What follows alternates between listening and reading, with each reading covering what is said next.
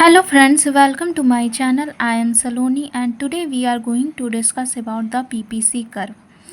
PPC जो कि एक इकोनॉमिक का टॉपिक है और इससे पहले हमने इंटरनेशनल बिजनेस को डिस्कस किया था। इंटरनेशनल बिजनेस में जो भी टॉपिक्स आता है उसे हमने अच्छे से क्लियर किया था। आई होप आपने वो वीडियो देखा होगा और आपको वह इंटरनेशनल बिजनेस में जो भी हमने टॉपिक को डिस्कस किया था वो क्लियर हो गए होंगे। तो आज हम इकोनॉमिक्स का एक टॉपिक जिसे हम पीपीसी कहते हैं, प्रोडक्शन पॉसिबिलिटी कर्व कहते हैं, उसे अच्छे से क्लियर करेंगे कि पीपीसी कर्व जो है, प्रोडक्शन पॉसिबिलिटी कर्व जो है, वो बेसिकली होता क्या है। और इसी तरह हम इकोनॉमिक्स का हर एक टॉपिक को अच्छे से क्लियर करेंगे।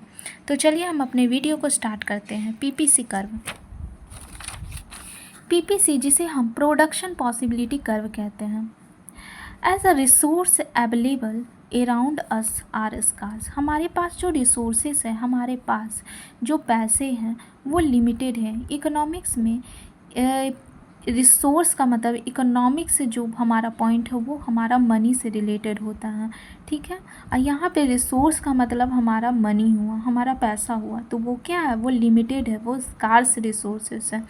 क्योंकि किसी के पास भी उतने पैसे नहीं होते कि वो अपने सारी ज़रूरतों को पूरा कर सके, उनके पास एक लिमिटेड अमाउंट रहता है। इसमें भी इकोनॉमिक्स में हम जो लिमिटेड अमाउंट की बात करते हैं कि हमारे पास जो रिसोर्सेस है, जो पैसे हैं, वो स्कार्स है, वो लिमिटेड है, ठीक है।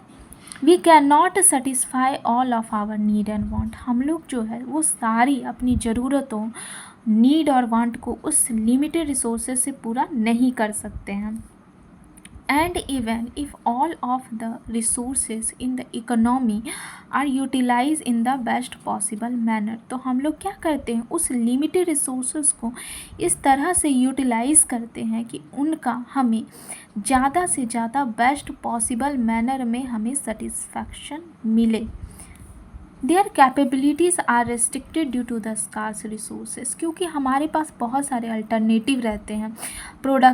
अगर हम कमोडिटी की बात करें, commodity A B C D, हमारे पास अलग अलग तरह की कमोडिटीज़ रहती हैं, मीन्स अलग अलग तरह के गुड्स या अलग अलग तरह की वस्तुएं रहती है। तो उन सभी को हम अपने लिमिटेड रिसोर्सेज से पूरा नहीं करते हैं, तो हमें उसके लिए अल्टरनेटिव से हमें बेस्ट को चूज़ करना पड़ता है।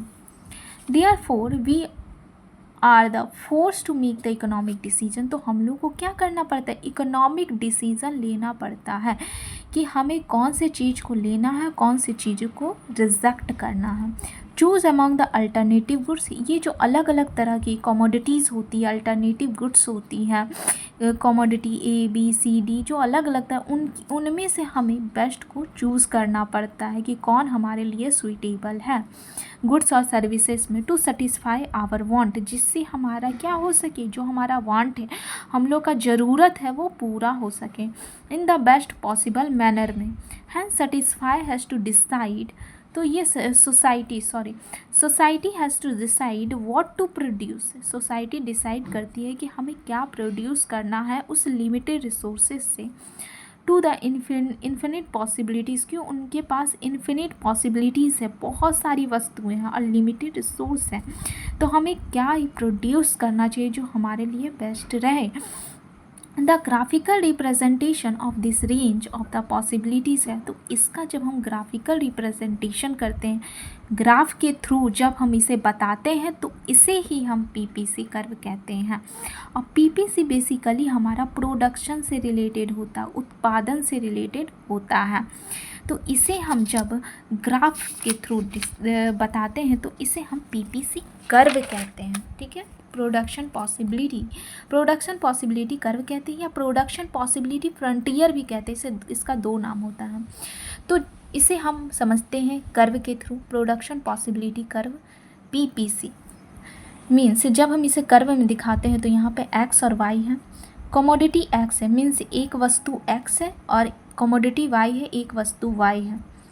और ये सब हमारा क्या है, बेस्ट अल्टरनेटिव मीन्स इसको हम चूज़ कर सकते हैं। तो हमारा जो रिसोर्स है 1000 है, वो 1000 ही यूटिलाइजेशन होगा और हमें 1000 ही करना, ना कम करना ना ज़्यादा करना, ठीक है। और ई है जो हम बताते हैं कि जो हमारा अनअटेनेबल है, जिसे हम ले ही नहीं सकते, मीन्स 1000 हमारे पास रिसोर्स है पर ये 1200 में इसको लेने पर हमारा जो एक्सपेंस है वो 1200 हो रहा है। तो ये हमारा अनअटेनेबल है, इसे हम ले ही नहीं सकते हैं। और डी जो है अंडर यूटिलाइजेशन है, मीन्स डी जो हमारा पॉइंट है वो 1000 में से 800 ही यूटिलाइजेशन दिखा रहा है।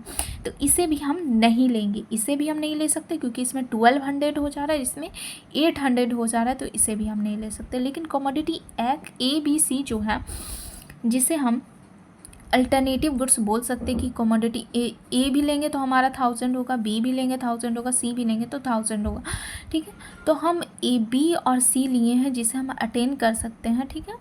बी और सी ये अटेनेबल पॉइंट है, इसे ही हम लेंगे, ठीक है।